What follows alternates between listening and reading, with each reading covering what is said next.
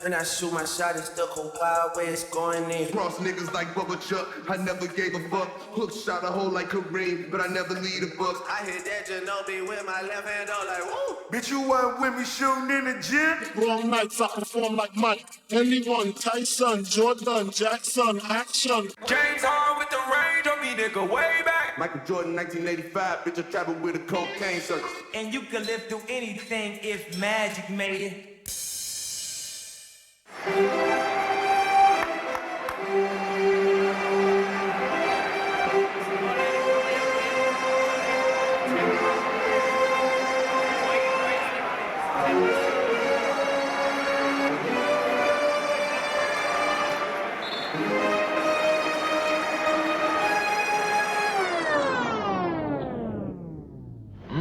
Niggas don't vote, and crackers vote for the wrong crackers.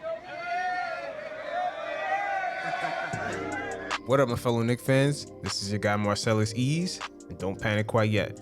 Now, before shit gets crazy out there in the streets, we're gonna touch base on a few things. With the draft fastly approaching, we're gonna talk about the modern day hyped up player, especially in Lamelo Ball as he enters the class of 2020 to join his previous alumni members in Odell Beckham Jr. and Kyle Kuzma. And we're gonna talk about the modern day hyped up athlete, what they really mean in the era of social media and clicks. Because as the draft comes closer and closer, we're hearing that Lamelo Ball might end up falling further and further, and the Knicks might actually get pressured by that toxic media to take this guy. So we'll touch base on that. Also, we'll touch base on Dennis Smith Jr.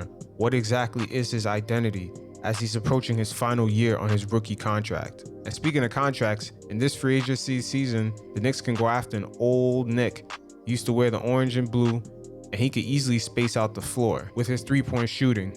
And with free agency vastly approaching, we're going to talk about some of the back-end deals that are being made right now and some of the loopholes that people get around to kind of negotiate things early in advance. As we already seen one back-end deal kind of come into the fold, as we've seen the 76ers give Del Morey a 5-year contract and also Doc Rivers a 5-year contract, which is already unusual for a team to hire a coach while the position was already vacant, but then after that, go ahead and hire a president. Normally it's the other way around. And finally, with the league about to announce next year's salary cap, we'll begin to get a picture of the league's finances.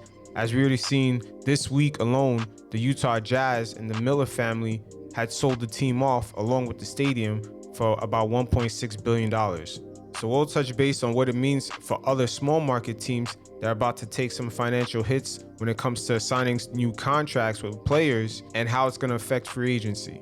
But before we get to all that, I want you guys to check out my weekly gems in the description below. We got new music playlists, some dope articles to keep you in the know, a lot of books, even cookbooks in there in case you guys chefing it up during the quarantine, and everything you could download straight into your phone, so you guys check it out. Now, what exactly is Dennis Smith Jr.? And this will be volume 3, as last time we looked at Dennis Smith Jr. in year 1, in which he only played 20 games before getting hurt. And then in year 2, during the summer, before the season had actually started, he got in much better shape so he could improve his defensive skill sets. And then he worked on his jump shot. He actually changed his whole jumper. And that was in Fizdale's second year, as they had a lot of hopes for DSJ. But when the year started, he started off with a back injury, and then he had some trouble with his personal life. He had a family member pass away, and he spent most of the season with nagging injuries, and he only appeared in about 34 games. Now, the reason why I named this series What Exactly is Dennis Smith Jr. is because he's approaching his final year on his rookie deal, and we still have yet to know his identity. And in last season, he actually had probably his worst season, even though he had nagging injuries. Even his free throw percentage even dropped. He shot about 50% last season, even though he started off his career hovering around 70%. His decision making is still off. Defensively, he's not really there, and his shooting isn't consistent enough for him to even be a shooting guard. But then again, he doesn't even penetrate and make smart enough decisions to even be a point guard. So where exactly does he fit? Because you could look at our roster the past 2 seasons, we didn't even have that much competition to get the starting position at point guard, but yet with 2 head coaches, Dennis Smith Jr. still didn't get a lot of playing time above some other guys at point guard. So entering his final season on his rookie deal, I'm wondering with the Knicks offseason plans, if they spend money on free agency getting a point guard or just drafting a point guard. And when you factor in the season potentially being limited because of the pandemic, he's going to have a limited amount of time to actually prove his worth. So he's going to have to come in off a rip with an improved jump shot, especially in great shape, so he could play both ends of the court. And on top of all that, he's going to have to come in injury free. All these nagging injuries, it's going to have to be on a very limited basis this season, because once again, his window is very narrow. And I feel bad for DSJ because you look at in Dallas, they kind of gave up on him because they got that Luka experience. So you already know how that goes. But then in New York, it's been 2 seasons of just injuries, coaching changes. He has yet still to find his footing. So I don't know where this is going to go with DSJ. It's crazy. I didn't expect in year 3 to be saying still, what is Dennis Smith Jr.'s identity? And I'm wondering if the Knicks management and coaching staff is still wondering the same thing, because we're about to see how heavily they're going to invest in a point guard. If they're going to spend money during the offseason or they're going to invest their draft pick into a point guard. So we'll begin to start to see if this could be the beginning of DSJ no longer being part of the future of the Knicks guard rotation. Now with free agency vastly approaching, we're beginning to see potentially that there was a lot of deals being made under the table. As this week alone, we've seen the 76ers hired Daryl Morey for 5 years, and they had Doc Rivers on for 5 years, even though it's kind of strange because Daryl Morey said he was taking a break and he worked out a deal to get out of the Houston contract that he was under just for literally a week to pass by for him to quickly sign with the 76ers. I remind you, one advantage in the bubble is that all these teams that were in it, they were all around each other. Their front offices, everybody was around each other. So players could have been working out deals with other players, and especially front office people working out deals with other guys. That's something that goes under the radar. And there's a lot of ways to work around this whole player tampering thing. Now, Jeannie Buss actually spoke about this, and I believe overtly she didn't realize that she was kind of exposing a kind of a loophole runaround to work out deals very early to pull off trades. Now, during the Shaq trade from LA to Miami, of course, Shaq and Kobe, they were at odds, and we're talking about around 2004. They lost the NBA Finals to the Detroit Pistons. Shaq kept showing up every season more and more out of shape, and of course, people around the league knew that pretty much was about to reach its peak. But Jeannie Buss spoke about how Miami was asked by the Lakers to interview Pat Riley for a coaching job, which doesn't make any sense on its own because Pat Riley has full power in Miami and has a higher position. Why would he want to interview for a lower position? But during the interview, Pat Riley went ahead and asked a question about the relationship between Kobe and Shaq. And that pretty much is a dead giveaway. You guys check it out. Well, there was actually a discussion of bringing him back. You know, of course, it was when my dad was, still running the team with my brother Jimmy. But after Phil left in 2004, they asked permission because, when a person, even an executive, not just a player, there's tampering with executives as well. They asked permission of the Miami Heat to talk to Pat Riley about coming back and coaching. And in that conversation, I believe what happened was Pat said, if you guys are interested in me coming back, I would like to have a phone call with Kobe and a phone call with Shaq. And I think my dad at that time said, well, I think I'm, going to be trading Shaq. And I think Pat went, what? and went right back to Miami and made a deal to get Shaq in Miami, which ended up leading them to a championship. The fix was in. Pat Riley asking the question right then and there, can I have a phone call with Kobe and Shaq? Was basically an alley-hoop for Jerry Buss to let him know, nah, we're trading Shaq. Shaq ain't gonna be here. And that's basically the code word for, hey, Pat, man, you already know what it is. Start making phone calls. Let's work out a deal here. I'm gonna let you guys hear it one more time. Talk to Pat Riley about coming back and coaching. And in that conversation, I believe what happened was Pat said, if you guys are interested in me coming back, I would like to have a phone call with Kobe and a phone call with Shaq. And I think my dad at that time said, well, I think I'm, going to be trading Shaq. And I think Pat went, what? And went right back to Miami and made a deal to get Shaq in Miami, which ended up leading them to a championship. Now, you see, the only reason a deal like that could happen is because Pat Riley and Jerry Buss already had a relationship. And Leon Rose, hopefully he has a lot of the same type of relationships with a lot of front office guys throughout the league, where he can leverage his relationships the same exact way to put us in an advantage to possibly work out earlier deals to get guys to come over to the team. See, in the past, when the Knicks had a guy like Steve Mills, you could tell from his negotiating skills from the trades that were made when he was around that he was lacking. He didn't really have those type of relationships. He probably didn't even know certain guys were even available. I mean, look at his Porzingis trade. Look at the trade he made with Toronto. Steve Mills stayed getting ripped off because he didn't have those type of relationships. So this is where Leon Rose comes in and could hopefully leverage those type of relationships to put us in a more advantageous position to make our team better. But looking back at Pat Riley and Jerry Buss, just the way they were moving, they're some slick motherfuckers, man. I tell you that. There was no way in hell Pat Riley was taking a coaching job, because we all know how he left the Knicks. He was asking for shares. He was asking for percentages of ownership. He wanted, a very unprecedented deal around the time, I believe around 96. It was very unprecedented for a guy to take a position of a president and a coach. And quiet as kept, I still believe Phil Jackson left the Bulls for the same reason. He saw that Pat Riley got that deal in 96, and by 98, he's like, damn, I won all these championships and I can't get a president and a head coaching job. That's probably the real reason why Phil Jackson did not come back to Chicago after 98. Quiet as kept. Now, speaking of front office deals, the Utah Jazz had actually sold their team for $1.6 billion, along with the stadium, and I believe a couple other minor league baseball teams or basketball teams, but that's minimal. Now, you're probably wondering, why the fuck am I talking about the Utah Jazz? Well, remember how I said certain teams, the ownerships might not be ready for this financial fluctuation that's about to happen? That some guys, some players might end up being available that we could take advantage of, because the Knicks, of course, we have the cap space and we have the cash. We can go over the luxury tax. But the Miller family, they kind of run like a mom and pop franchise, and they were kind of smart to sell. They only bought the franchise for $27 million.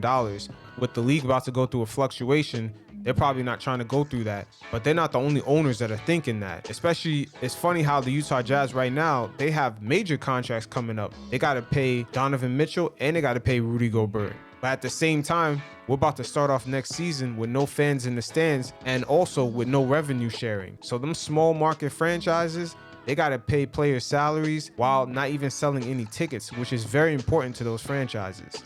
So once again, that leaves a very open window for teams like ours that have a lot of cap space, that are not afraid to go over the luxury tax to gobble up some of these players. I'm not exactly talking about Rudy Gobert or Donovan Mitchell per se. I'm just talking about other players and other franchises, maybe mid-level players or maybe higher tier players on teams that are trying to get rid of salary.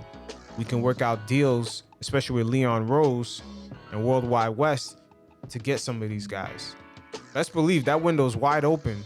We're going to see how it plays out with Victor Oladipo. He's one of those guys that's going to be up for trade because of this circumstance.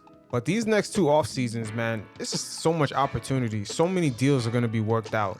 We're probably going to see an unprecedented number of deals just being worked out because, like I said, we don't know where some of these billionaire owners are at, because some of their other businesses are not doing good. They're taking losses there.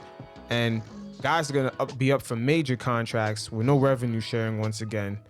So much opportunity presents itself in the next two free agency periods. Speaking of free agents, in the 2020 offseason, a lot of three-point shooters are going to be available. We got Harris out in Brooklyn. We got Bertans out in Washington. One of the Brogdons in Sacramento. There's so many Brogdons in the damn league. It's unbelievable. But here's one low-key three-point shooter that we can get to spread the floor, and he used to rock with us. Gallinari. Yes, we could definitely cop him. On the low, we could get him on a 1-and-1. 1 year, we give him a team option. Even if it's a good amount of money to spend, this guy has been shooting 40% from three the past 2 seasons. And if you look at the squads he's been on, they actually were viewed as squads that should have been non-playoff contenders, underachieving.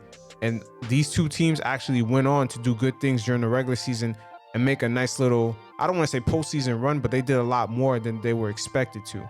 I'm talking about the Clippers from last season, which Gallinari was part of that team, shooting 40% from three. And then this current season that just passed, he was on OKC, which wasn't really expected to do much. But once again, they made a nice little playoff push, took Houston to game 7. Gallinari once again shooting about 40% from three. There's very few guys in the league that's been doing that, especially for back-to-back seasons. The Knicks, we're looking for a three-point shooter. He's already used to playing in the Garden. Hey, why not? If we can't get Bertans or Harris out in Brooklyn, costs too much money, or we can't get Brogdon, to look at Gallinari just wouldn't be too bad.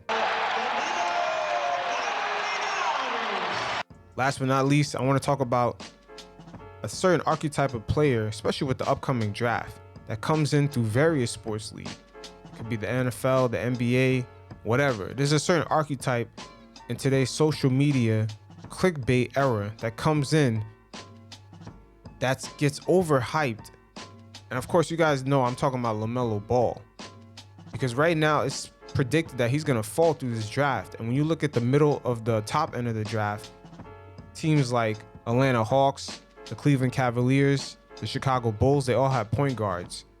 So he could either fall to Detroit Pistons, or even maybe we can even pass through him. But the Knicks, of course, are going to get outside pressure to take this guy. But you have to understand, this guy is in the same class as Kyle Kuzma and Odell Beckham Jr. And I'm not talking about skill set. I'm just talking about there's an overall gravitas that these guys have. They get attention from the demographic that a lot of these media companies are trying to gain.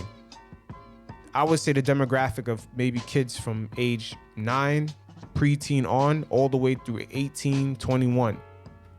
Now, I would say these guys have a value to these media companies. That's why they promote these guys so much. I mean, you would swear OBJ actually has a major impact on the NFL the past 3 seasons. You would swear he won the Super Bowls, the way they promote this guy. But he has actually no impact on the NFL as far as winning at all. You look at Kyle Kuzma, you swear he averaged like 20 points a game for like a whole season or something for many years. But yeah, he's barely doing anything. But these guys, they get a lot of clicks. So they all get this over promotion in which their talent don't really match. This is the era that we're in. Guys can get overly promoted without even being good. I mean, no disrespect. Look at Swaggy P. He's part of that class too. There's a whole league of these guys. And in 2020, the brand new person that's going to enter this class is Lamelo Ball. Lamelo Ball had his own show on Facebook. And I'm guessing that they're looking at the metrics and the analytics or whatever, and the algorithm. They're seeing that main demographic that they're trying to get, that preteen demographic that's on the internet more than anyone else. They love these guys. So that's why these guys get overly talked about. Now, as far as LaMelo's skill set, he did go to a league in Australia in which, for a young kid, he did play pretty decent, but he was allowed to take a bunch of shots.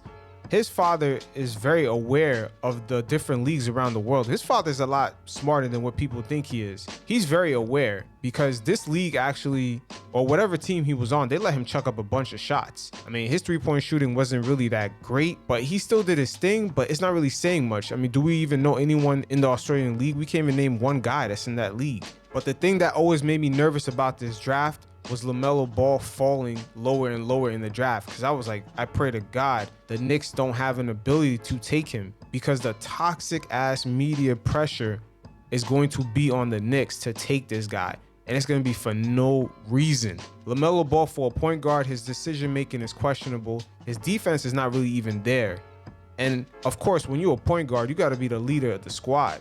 So you ask yourself, is that kid really even a leader? Or better yet, do you see in the future, 2-3 years from now, that kid growing to even be a leader? So just understand, the media motive behind Lamelo Ball is for him to go to a major media market, because they already know the younger demographic which they're trying to gain will click on articles, will click on show clips in which they're talking about this kid, because the media companies, their business model works really well with a personality like Lamelo Ball. He reaches the demographic that's on the internet the most, the preteens all the way up to, I would say, age 17, 18.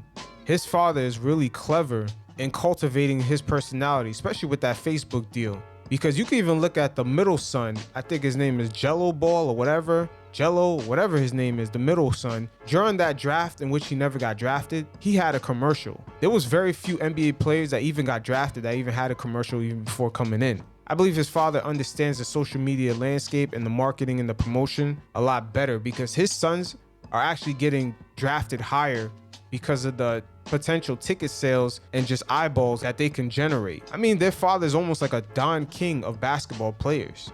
It's just, this guy is the ultimate promoter. But just once again, just understand the era we're in. I mean, look at a guy like Kyle Kuzma, who averages what he averages, but yet gets all the social media and just promotion that he gets. It just doesn't make any sense. Same thing for Swaggy P, is because they attract a certain demographic. And that demographic is the demographic that's on the internet the most. The preteens all the way up to age 17, 18. This is truly an era in which your personality can actually carry you if you don't have enough talent until people get sick of you. And then it quickly has a major drop off. I mean, can you imagine LeVar Ball talking about the Knicks on these talk shows? The amount of clicks it will get, especially let's just say something went wrong or he doesn't agree with the Knicks. Oh shit. That is a major firestorm, but that's major revenue for media outlets. That is major revenue and nothing but stone cold fuckery for us as Knicks fans. I can only pray, please let Michael Jordan fuck up and take another draft pick and choose LaMelo Ball ahead of us this year. Please, please, please. Anyway, I'm not sure if you guys seen the new Knicks jerseys. I don't know if you guys are feeling that or not. It looks kind of like the NBA is trying to get their jersey sales up. Any excuse to just design something new. Well, let me know what you guys think about it. I'm not feeling it as much, but it is what it is. But that blue, I can't lie. That's a nice little blue on it. But other than that, that whole saying on it, I'm not really feeling it. But you guys let me know what you think. Until next time, y'all stay safe. Peace.